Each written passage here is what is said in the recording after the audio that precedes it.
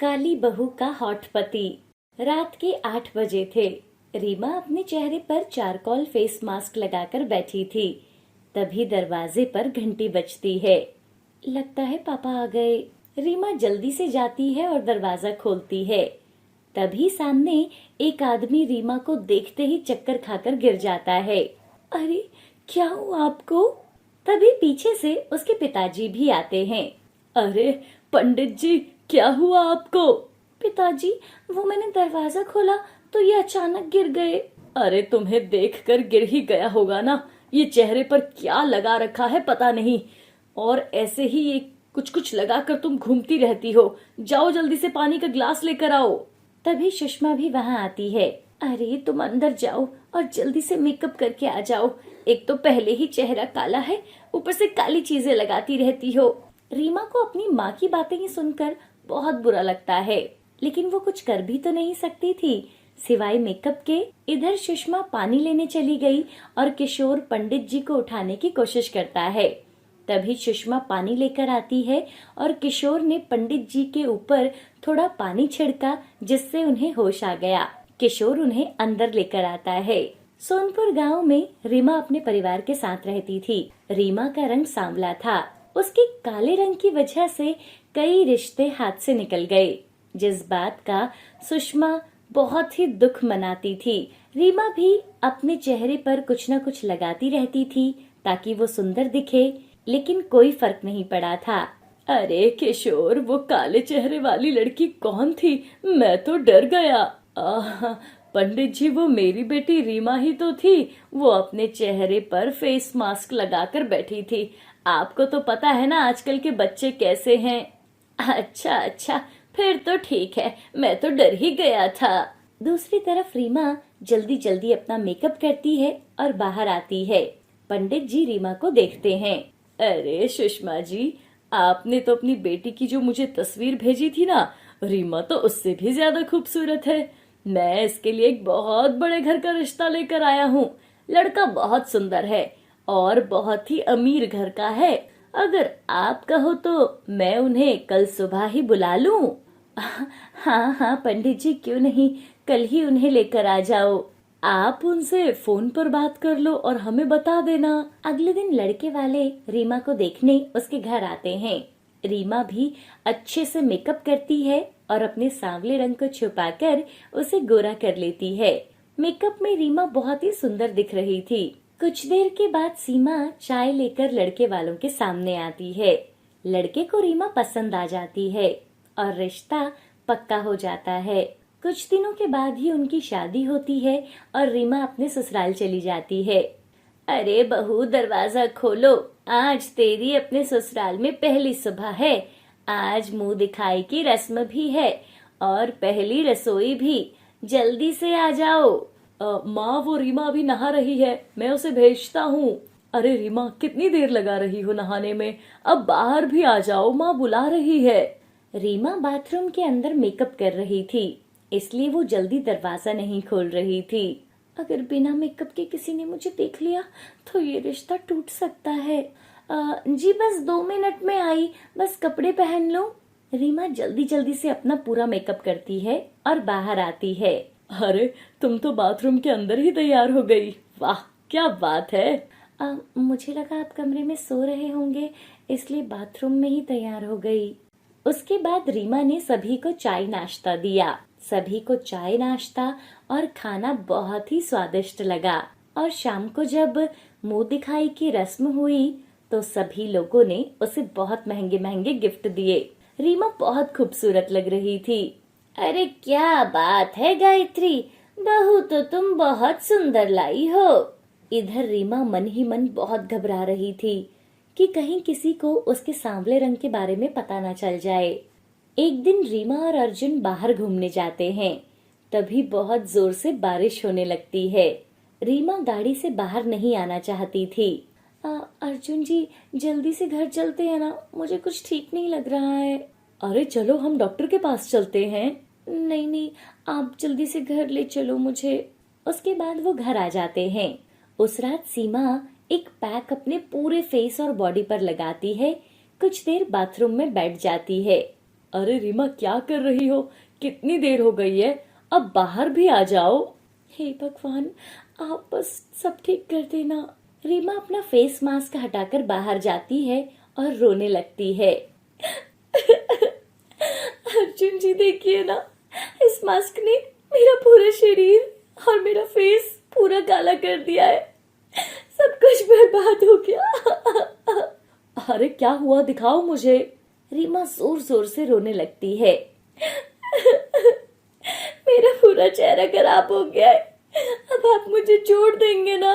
रीमा की आवाज सुनकर उसकी सासू माँ भी वहां आती है। अरे तुम शांत हो जाओ रीमा, कुछ नहीं हुआ है। तुम अभी भी बहुत सुंदर लग रही हो। हम डॉक्टर को दिखा लेंगे, सब ठीक हो जाएगा। अरे हाँ, तुम तो ऐसे रो रही हो। अरे कुछ नहीं हुआ बेटा, सुबह ही स्किन के डॉक्टर को दिखा लेना, सब ठीक हो जाएगा। अभी तुम दोनों आराम करो। और सब सो जाते हैं। अगली सुबह, रीमा चलो, मैं तुम्हें डॉक्टर के पास ले चलता हूँ। नहीं जी, आप ऑफिस जाओ, मैं डॉक्टर के पास अपने आप चली जाऊंगी, आप चिंता मत करो। अच्छा ठीक है, लेकिन तुम अभी भी बहुत सुंदर हो, इसलिए परेशान मत होना, ठीक है? तुम सांवले रंग में और भी ज्यादा खूबसूरत लग रही हो। अर्जुन के मुंह से ऐसी बात सुनकर रीमा खुश थी। उसे रीमा के सांवले रंग से कोई परेशानी नहीं थी। अब रीमा एक अच्छे से स्किन डॉक्टर के पास जाती है और उन्हें अपने सांवले रंग के बारे में बताती है। डॉक्टर कुछ महंगी दवाइयाँ खाने के लिए और लगाने के लिए देते हैं। अब रीमा लगातार कुछ समय तक वो दवाइयाँ इस्तेमाल करती है और धीरे धीरे उसका रंग सांवले से साफ होने लगता है। रीमा, तुम तो मुझे सांवले रंग में और भी ज्यादा खूबसूरत लगती हो। अगर मुझे पता होता आपको मैं ऐसे ही पसंद हूँ तो मैं इतना महंगा ट्रीटमेंट लेती ही नहीं। अच्छा, तुम्हें नहीं पता था? धीरे धीरे रीमा का रंग साफ हो जाता है और वो बहुत सुंदर हो गई थी। इस तरह रीमा के परिवार को कभी नहीं पता चल पाता कि वो शादी के समय काली थी और अब वो लोग खुशी खुशी रहने लगे थे। गायत्री सुबह सुबह अपने पति अशोक के साथ पार्क में टहलने गई थी कि तभी उसके सामने से आ रही दो लड़कियों पर नजर पड़ती है, जिन्होंने टी शर्ट के साथ शॉर्ट्स पहने थे और वो रनिंग करते हुए उनके पास से गुजरती हैं। उनकी टांगे पूरी दिखाई दे रही थी। ये देखकर गायत्री आंखें बंद करते हुए कहती है, छे छे, शर्मो हया तो जैसे बेच खाई है। आजकल की लड़कियों ने कैसे कपड़े पहनने शुरू कर दिए हैं, देखो तो कैसे भाग रही है। अरे इतने छोटे कपड़े तो मैं 5 साल की बच्चियों को भी ना पहनने दूं, और ये तो इतनी बड़ी सांड होकर ऐसे बच्चों के जैसे कपड़े पहनकर भाग रही हैं। अरे गायत्री, तुम भी हद करती हो, आजकल के बच्चे ऐसे ही कपड़े पहनते हैं। अरे अब तुम क्या चाहती हो कि ये साड़ी पहनकर रनिंग करें? अरे साड़ी नहीं तो सूट सलवार पहन सकती हैं। ऐसे बड़बड़ करते हुए गायत्री अशोक के साथ घर आती है, जहां आरती अपने पति के साथ बैठी हुए चाय पी रही थी। गायत्री को आता देख आरती झट से उठ जाती है और अपना पल्लू ठीक करके घूंघट करते हुए रसोई में जाती है और अपने सास ससुर के लिए चाय लाती है। कुछ देर के बाद समीर ऑफिस के लिए तैयार हो जाता है। आरती समीर के लिए नाश्ता डाल रही थी और खुद चाय पीने लगती है। तभी समीर वहां आता है। आरती, मेरे लिए भी एक कप चाय दे दो। आरती चाय लेने जाती है, तभी समीर आरती के कप से चाय पीने लगता है। ये देखकर गायत्री गुस्से में चिल्लाते हुए कहती है, हे राम, क्या कलयुग है। अरे भला पत्नी का जूठा कौन खाता है? क्या माँ, अब इसमें क्या है? हे राम राम राम, सब बेशर्म होते जा रहे हैं। गायत्री की आवाज सुनकर आरती भागकर आती है। क्या हुआ माँ जी? हाँ हाँ, अब इसे भी बताओ। अरे अपना पल्लू ठीक करो पहले, सर से खिसकना नहीं चाहिए। बहुएं जितना मर्यादा में रहे उतनी अच्छी लगती हैं। अरे हम भी थे, जितना मर्जी काम करते थे। मजाल है कि पति से पहले एक घूंट पानी भी अंदर चले जाए। सर पर घूंघट कर दिन भर काम में लगे रहते थे। मजाल है कि पल्लू सर से खिसक जाए। लेकिन आजकल की बहुओं को तो देख लो, घर के काम करने में तो इनके सांप सूंघ जाता है, और छोटे छोटे कपड़े पहनकर इनसे जितना मर्जी भगवा लो, लेकिन मेरे घर में ये सब नहीं चलेगा। मेरे घर में बहुएं हमेशा घूंघट में और साड़ी में ही रहेंगी, इसलिए ध्यान रहे आगे से ये पल्ला तेरे सर से खिसकना नहीं चाहिए। अरे अब सब पुराने विचारों को त्याग भी दो। अरे तुम तो चुप ही रहो। तू बड़ी बहू यहाँ खड़ी खड़ी मेरी शक्ल क्या देख रही है? जा मेरे लिए खाना डाल दे। जी जी माँ जी, मैं अभी डालती हूँ। गायत्री देवी को आजकल के मॉडर्न कपड़ों वाली लड़कियां बिल्कुल भी पसंद नहीं थी। वो जब किसी को भी ऐसे छोटे कपड़े पहनता हुआ देखती थी तो बड़बड़ाना शुरू कर देती थी। गायत्री के 2 बेटे थे। बड़ा बेटा समीर, जिसकी शादी आरती से हुई थी, और आरती बिल्कुल अपनी सास के कहे पर चलती थी, लेकिन फिर भी गायत्री उससे कभी खुश नहीं रहती थी। वो किसी न किसी काम में उसकी कमी निकाल ही देती थी। एक दिन गायत्री के छोटे बेटे कबीर का फोन आता है। पिताजी, मुझे आपको कुछ बताना था, वो मैंने शादी कर ली है। क्या शादी कर ली? हाँ जी पापा, मैं अभी दिवाली की छुट्टी पर ना उसे आपसे मिलवाने आऊंगा। ठीक है बेटा। ये सब पास बैठी गायत्री सुन रही थी। अरे हे भगवान, पता नहीं किससे शादी कर ली होगी। अगर वो छोटे कपड़े पहनती हुई आई ना तो मैं उसी समय उसे घर से भगा दूंगी। दिवाली का दिन आता है। अशोक ने नई बहू के आने पर एक पूजा रखी थी। घर में बहुत सारे मेहमान आए हुए थे। दूसरी तरफ कबीर और दिव्या अपनी कार से दिल्ली से कानपुर आते हैं।